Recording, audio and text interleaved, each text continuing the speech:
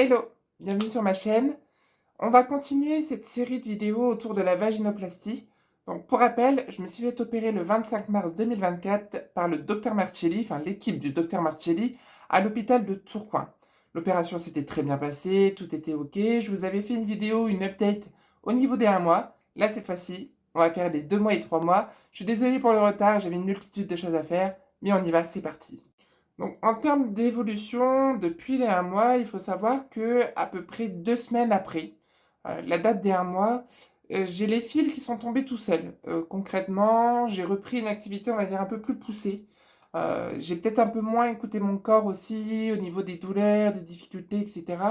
Donc, ce qui fait que plus ou moins la semaine du 9 mai, les fils sont tombés tous un par un, j'en ai coupé aucun.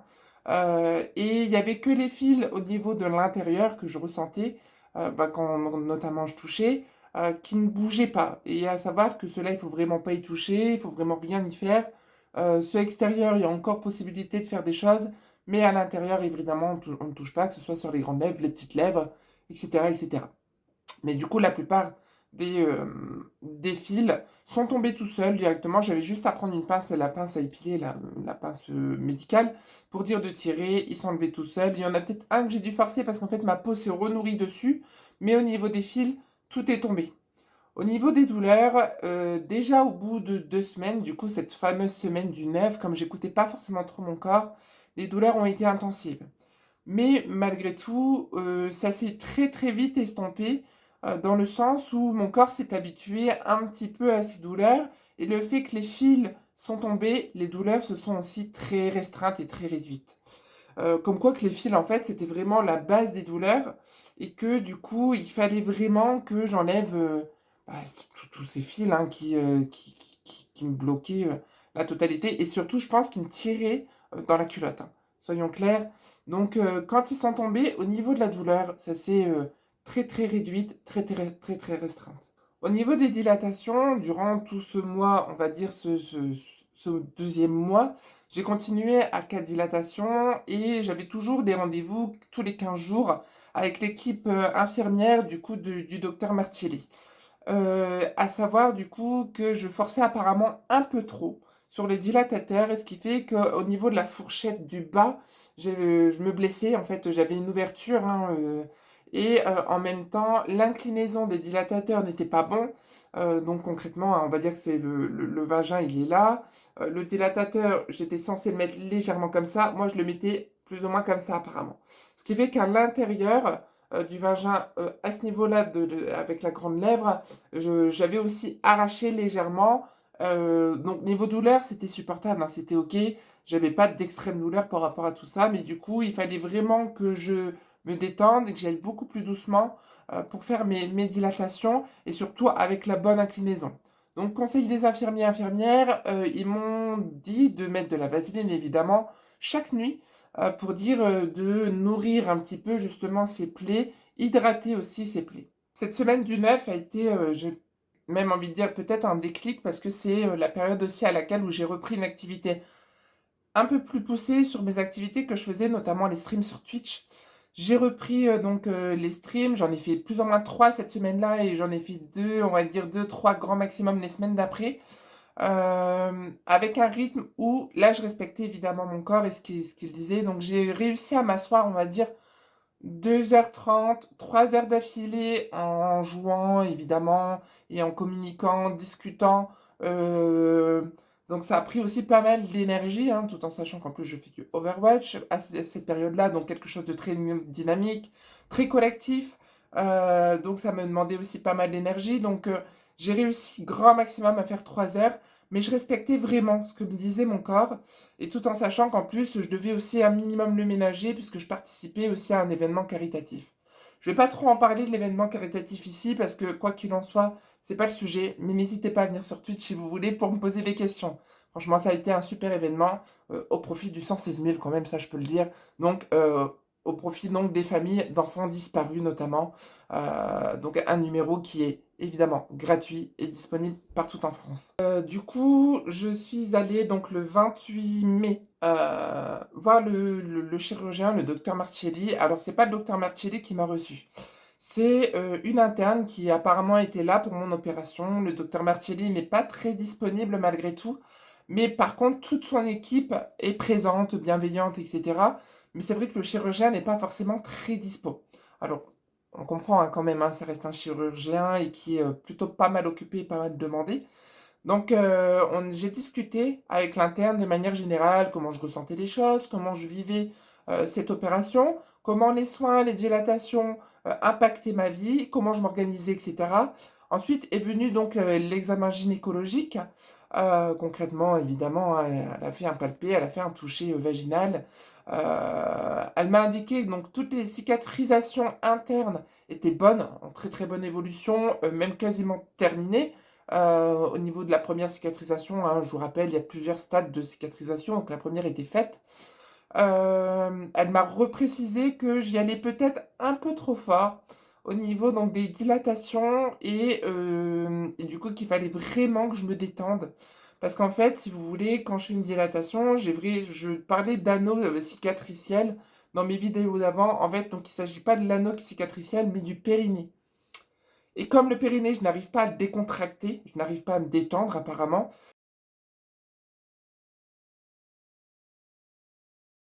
Génial, la caméra qui n'avait plus de mémoire. Donc je vais recommencer au moment où je disais périnée. Donc en fait, quand je faisais mes dilatations, le périnée, en fait, je n'arrivais pas à le décontracter, ce qui fait que je forçais peut-être un peu trop quand je faisais rentrer les dilatateurs. Je rappelle toujours qu'au niveau des dilatateurs, moi je passe directement la bougie de Edgar et le plus gros des dilatateurs. Je passe pas par l'étape de la quatrième taille de dilatateur parce que justement ça passe bien. Alors c'est peut-être un défaut, mais j'en ai parlé du coup avec l'interne qui m'a dit non, pas de problème. Juste en fait, il faut que j'apprenne à me détendre, à me relaxer pour dire de relâcher le périnée, pour dire que les dilatations se passent mieux. Au niveau donc de l'inclinaison, etc., etc., c'est vrai que là, elle m'a reprécisé que l'inclinaison n'était pas bonne du tout. Qu'il fallait que je revoie ça parce que j'avais cette grosse cicatrice à l'intérieur et au niveau de la fourchette. Donc, elle m'a reprécisé de mettre de la vaseline et elle m'a aussi indiqué à mettre de la crème avec de l'acide hyaluronique de l'Alizé.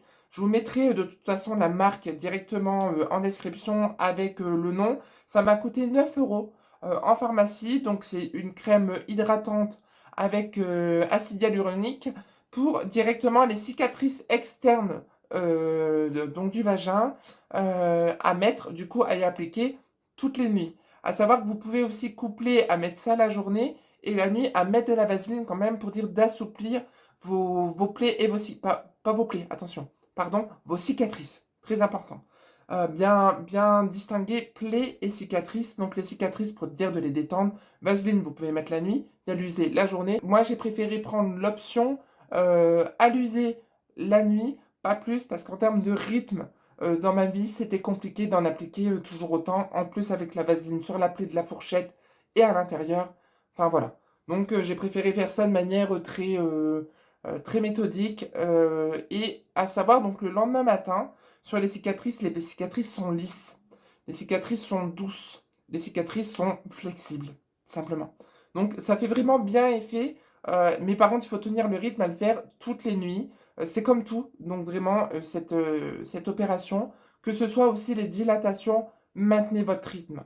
Vous pouvez en louper une, mais vous ne pouvez pas en louper deux ou trois. Vraiment. Et encore, pas des jours successifs. Si vraiment, moi, ça m'est arrivé hein, déjà là d'en louper une, parce que je n'avais pas le choix.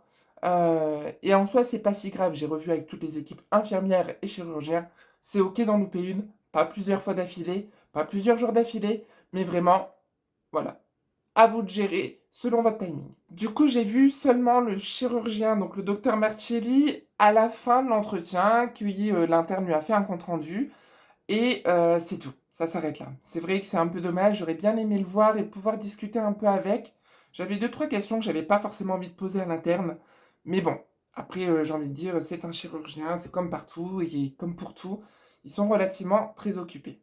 Je suis en train de remarquer, c'est que je touche beaucoup mes cheveux, et on va encore me faire de la réflexion. Je vais essayer d'éviter. Je sais pas si vous vous rappelez, au niveau des lavements, ce que je vous avais dit, c'est que je faisais des lavements évidemment dans le lit, sur des alaises, etc. Mais en plus d'être coûteux, c'est pas très écologique. Donc du coup, j'ai préféré la faire autrement, Maintenant, je fais mes lavements, vaginaux directement dans la douche. Donc évidemment en position, de grenouille. Tout se passe bien, tout va bien. La seule chose, c'est qu'il faut vraiment se détendre, dos droit. Enfin voilà, trouvez votre position, trouvez votre rythme. C'est beaucoup plus simple en plus, je trouvais, j'ai pu me laver directement aussitôt après le lavement, après chaque lavement. Donc c'est beaucoup plus pratique. Donc si vous avez une douche ou mieux une baignoire, foncez quoi.